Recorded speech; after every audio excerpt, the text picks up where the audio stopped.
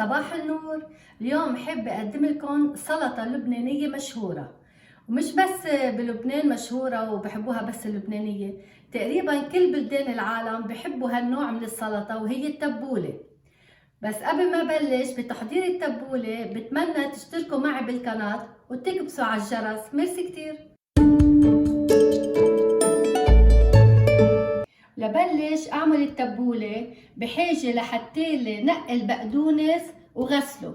انا ديجا حضرت البقدونس مثل ما شايفين، عملتهم رزمات، يعني نقيت البقدونس وشلت لهم الضلع لان كان ضلع طويل وتخين مش طيب بالفرن، وغسلتهم. بس غسلتهم يا بمدهم على شقفة على الطاولة يا بحطهم بمصفاية ليصفوا من ميتهم، بس بطبهم هيك مثل ما شايفين كيف انا حطيتهم لحتى المي تنزل منه.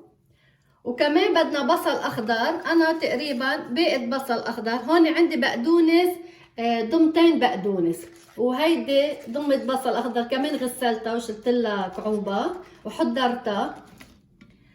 كمان بحاجة ل3 ملاعق كبار برغل ناعم، يما ابيض يما اسمر، البرغل ما بتفرق حسب ما انتم بتحبوه. كمان الملح حسب الرغبة، انا هون عندي ملعقتين صغار ملح، وكمان عندي بهار اسود ملعقة صغيرة.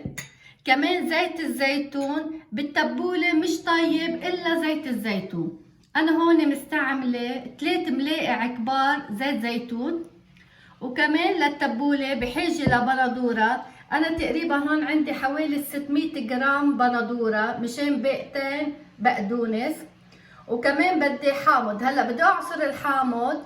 شوف قديش بيعطيني عصير حامض، بشوف نكهة التبولة حسب ما انا بحب الحامض. في منهم بحبوها حامض زيادة، منهم حامض قليل. هلا بشوف قديش بتعصر لي وبقلكم. هلا مع التبولة طيب النعنع الاخضر، يعني نص بيقة نعنع اخضر، حوالي شي 12 ورقة نعناع، مش بتضل على الورقة. بس انا هلا بموسم الشتاء كانون الاول، وانا هون ساكنه بكندا بلاد ثلج، ما عندنا نعنع طازه بالزريعه. عندي نعنع يابس، هذا انا يبسته من عندي من الجنينه، الي شهرين محضرته، يعني بعدها ريحه النعنع فيه كتير شهيه ولونه بعده اخضر. انا هالمره رح استعمل نعنع يابس للتبوله، مقدار تقريبا ملعقتين كبار رح شيل منه. هلا اول شي رح بلش بالبصل الاخضر افرمه. اذا ما بتحبوا بصل الاخضر فيكم تستعملوا البصل لونه احمر او البصل العادي، يعني بدك بصله وحده حجم وسط اذا بصل عادي. هلا البصل الاخضر بنقصه هيك لحتى نفرمه، بنحط هون. هلا الابيض لانه تخين صار لازم رفعه، بقصه طواله، كل وحده بقصها لحتى تنعم عندي.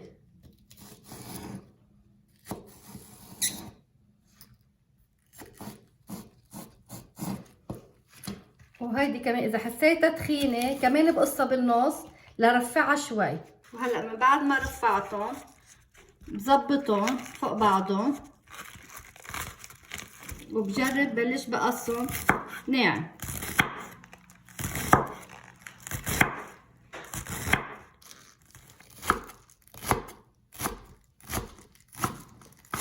هلا فرم التبوله مثل ما انا بحبها تكون ناعمه، في منهم بحبوها يمكن شوي اخشن اكبر، يعني ما بأثر كله طيب.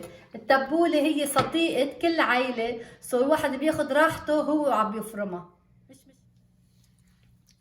وهلا اجا دور نفرم البقدونس. هلا البقدونس انا بدي اعلمكم شغله كيف بنظبطها البوكيه، يعني كيف بنظبط باقة البقدونس لنفرمها. مثلا بنمسك هيدي وحدية البقدونس، بنظبطها. وين هيدي الوحدية هون العقدة تبعية البقدونس، بنحط التانية عليها.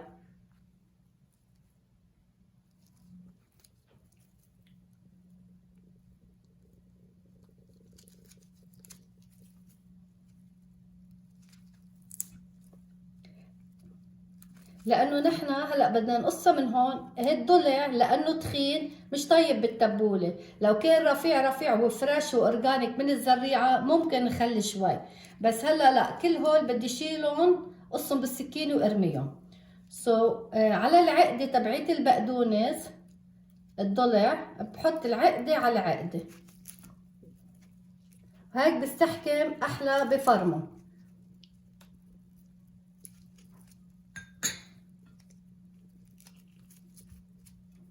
ودايما ضمة البقدونس خليها تكون مرتاحة ايدي بكمشتها، يعني ما يكون حاملة رزمة بقدونس اكبر من كمشة ايدي.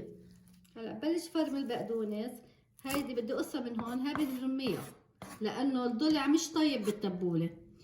هلا انا قد ما فيي برفع، بس هي طيب التبوله البقدونس قصدي بالتبوله شوي خشن، يعني كتير رفيع انا وعائلتي ما بنحبه. هيك بحبه انا، يعني لا كتير تخين ولا كتير رفيعه ناعمه يعني البقدونسه.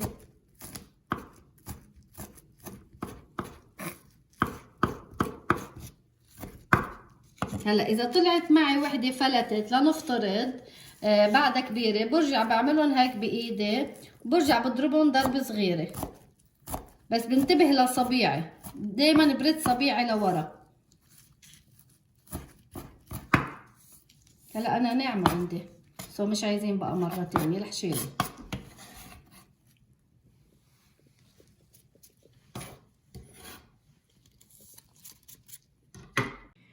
في شغله انا تذكرت انا عم بفرم البقدونس، انه لازم احط البرغل بقلب الزيت ليبلش يمتص الزيت البرغل يصير طري.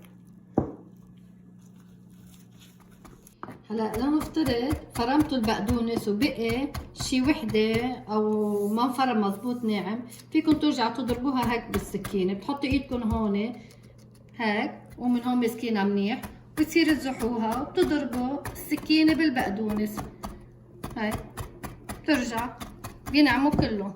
وهلا صار عندي هون البصل جاهز والبقدونس فرمته. هلا بدي نزل البرغل يلي كنت حطيته بزيت الزيتون.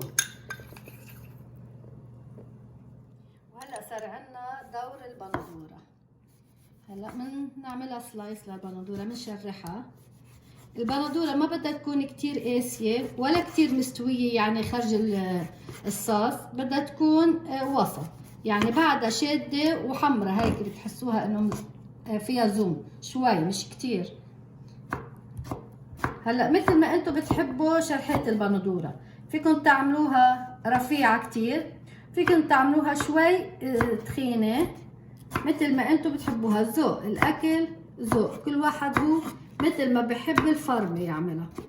هلا انا هون فرمت كميه البندوره اللي كانت عندي، بس بقي معي رصين صغار، وقفت لانه بدي احرك البقدونس وشوف اذا بعدها بتتحمل بندوره. انا بحط البندوره بالتبوله حسب المنظر، بدي البقدونس اكتر من البندوره والبصل. بعتقد تبولتي انا ما بقى تتحمل بندوره، رح وقف حد هون. من بعد ما حركتها خلطتها لتشوفوا انه ما بقى تتحمل بندوره. شوفوا كيف صارت. لازم دايما نشوف انه البقدونس اكتر من البندوره واكتر من البصل. هون بعرف انه بقاش بدها بندوره. هلا هو كان لازم يكون عندي نعناع اخضر فريش، بس لانه نحن بالشتاء وما بحب نكهته بالشتاء، رح استعمل نعناع يابس. رح احط تقريبا ملعقه كبيره وملعقه صغيره،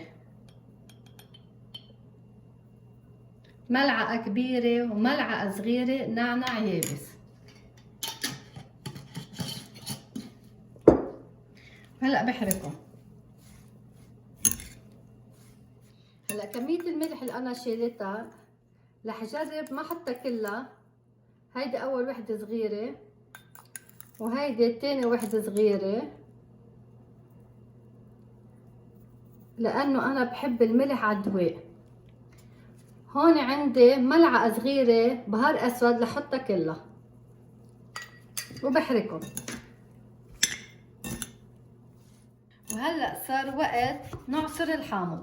التبولة مش طيب فيها حامض قنينة ولا حامض ليمون، التبولة طيب فيها حامض طبيعي. النكهة بتتغير إذا استعملنا غير حامض.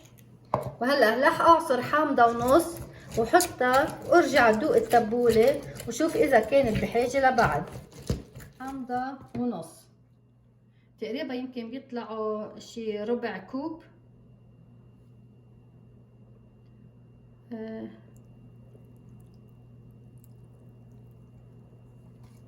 هلا بحركها وبدوقها، بشوف اذا بدها حامض بزيد، اذا ما بدها حامض وبوقف حد هون، ما بقى بكفي عصر حامض. انا هلا دقتها لقيت حامضها بجننه، ما بدها حامض، ما بدها ملح، ما بدها بهار، بس بدها ملعقه صغيره بعد زيت زيتون.